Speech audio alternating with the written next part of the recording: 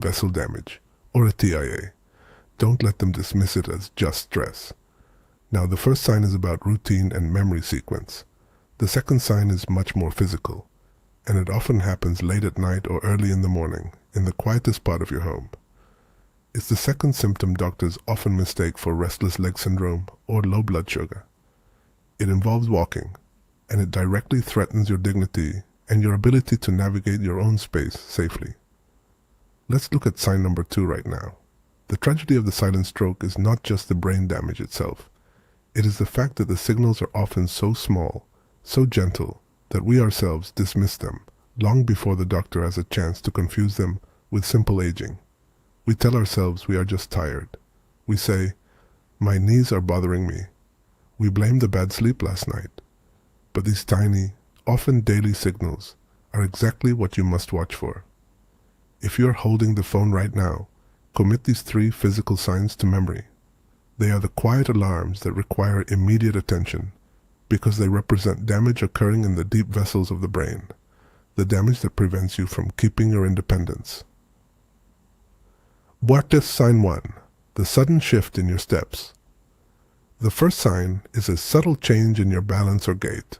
Now, if you are over 60, you already know your balance is not what it used to be. You may walk more carefully. But we are not talking about the steady, expected decline.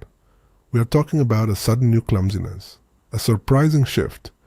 Imagine you are walking from the kitchen to the living room. It's a route you've walked 1,000 times. You trip over the edge of the rug, or your foot unexpectedly drags for a second. It might feel like you just missed picking up your foot, but it is actually a temporary weakness in the muscles controlled by the deep parts of your brain. Your foot simply doesn't get the message fast enough. Often, when seniors bring this up, the doctor focuses on the mechanics. They check your knees, they check your hips. They say, "You need stronger quadriceps," or "This is just arthritis coming on." They treat the leg, but they miss the brain. This is critical because a loss of stable gait is the primary cause of a serious fall. And a serious fall, the one that breaks a hip or knocks you unconscious, is the moment you lose the ability to grab that phone and dial 911. If you notice your walking line is drifting, or if you keep bumping into door frames, do not assume it is just stiffness. This is your brain whispering a warning. Write down when it happened and how long it lasted. If the episode is fleeting, lasting only a few minutes, that is even more urgent. Sign 2, the momentary fog, when numbers don't make sense. The second sign of a silent stroke is a sudden, momentary lapse in cognitive clarity. We all have senior moments. We forget where we put the keys. That's normal memory frustration. What we are talking about here is different. It is a sudden inability to process information that was crystal clear moments ago. Think about a moment of routine calculation. Perhaps you're paying the monthly bills or sorting your medicines. Suddenly you look at the electric bill, and you cannot process the 4-digit number. You look at the dosage instructions for your heart medication, and the numbers just swim on the bottle. For a few seconds, or maybe a few minutes, it is like a thick fog has rolled through your mind, specifically targeting your ability to use logic or language. When this fog lifts, you might feel a lingering headache or a sense of deep embarrassment. You might think, "I must be getting dementia," and you tuck the moment away out of shame. When you mention feeling foggy to a professional, they might ask about sleep habits, stress, or maybe even suggest dehydration. They often confuse this mild, short-term cognitive interruption with general fatigue or anxiety about managing your finances. But these small, deep strokes target the parts of the brain responsible for executive function, the part that keeps your life organized and safe. If you cannot read your medicine bottle correctly, you are risking serious harm. If you cannot remember which relative you were trying to call in an emergency, the phone is useless, even if you are holding it perfectly steady. This mental fog, especially if it interferes with routine tasks, is a serious sign that your brain's blood supply is inconsistent. Never confuse this with simple fatigue. Ditra sign 3, the uncharacteristic shift in temperament. The third sign is the hardest to accept, both for you and for the people who love you. It is a sudden, uncharacteristic shift in your mood, personality, or temperament. These silent strokes don't always hit the motor skills or memory. Sometimes they damage the areas that regulate emotion and inhibition. Maybe you have always been the calm, patient matriarch, the steady hand in the family. But lately, you find yourself snapping at small things. A slow driver in the market parking lot sends you into a rage. A grandchild spilling milk makes you cry uncontrollably, not out of sadness, but out of frustration you cannot control. You feel a loss of your own self. You feel guilty, ashamed, and you worry you are becoming that difficult senior no one wants to visit. When doctors see this, they often diagnose clinical depression or generalized anxiety disorder, especially if you have had recent emotional stress like the loss of a spouse or concerns about money. They prescribe mood stabilizers or antidepressants. And while those treatments may temporarily help the symptoms, they are not treating the root cause, the physical damage the stroke has left behind. That emotional instability, that sudden switch from calm to anger, is evidence of microvascular damage. This is a crucial piece of emotional wisdom to hold on to. You are not simply losing control of yourself. You are experiencing a physical change caused by restricted blood flow. If you find yourself apologizing constantly for an emotional reaction that feels unlike the person you have always been, remember this third sign. It means the parts of your brain that provide emotional independence and peaceful decision-making are under attack. Now, understanding these three signs is only the first step. The true protection comes from understanding the daily habits that quietly worsen these issues, habits we think are harmless or even helpful.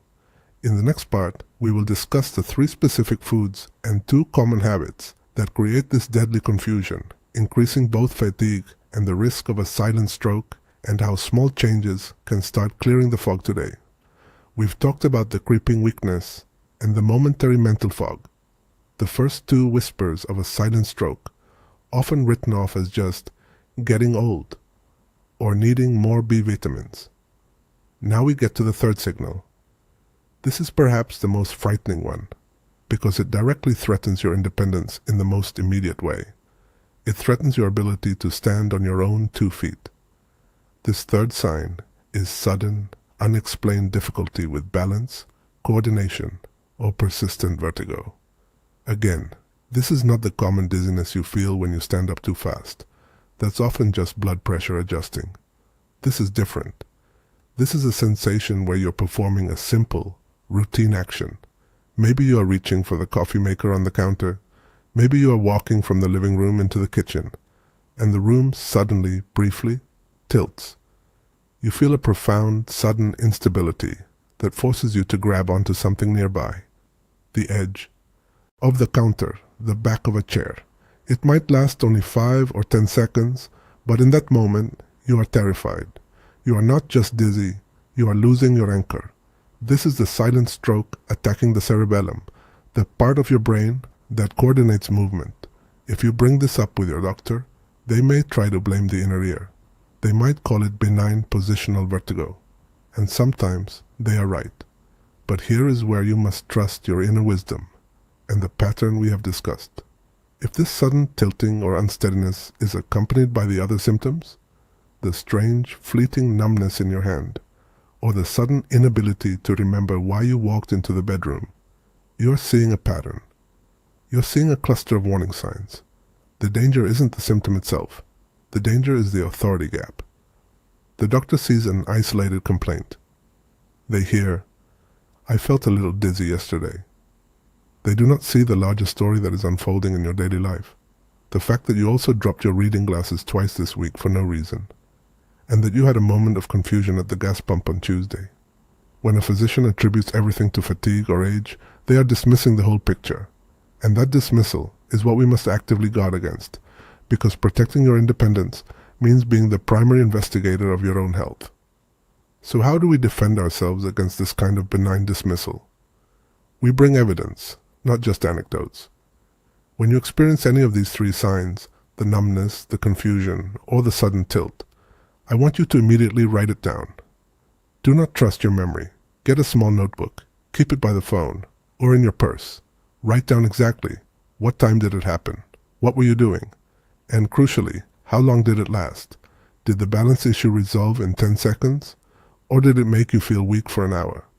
When you go to the doctor, you're not just saying, "I've been feeling fatigued and dizzy." You are presenting data. You say, "On Tuesday at 10:15 a.m., while reaching for a spice jar, I experienced a severe, sudden loss of balance that lasted 12 seconds. On Thursday evening, I had momentary numbness in my right arm that forced me to put down my cup of tea." This precise, organized approach changes the dynamic immediately. It forces the doctor to see a pattern, and it shows them that you are taking this seriously. It makes it much harder for them to send you home with a simple recommendation for more rest.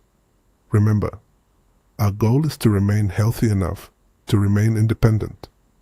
The greatest protection against losing our home, our money, or our dignity is a sharp mind and a functioning body.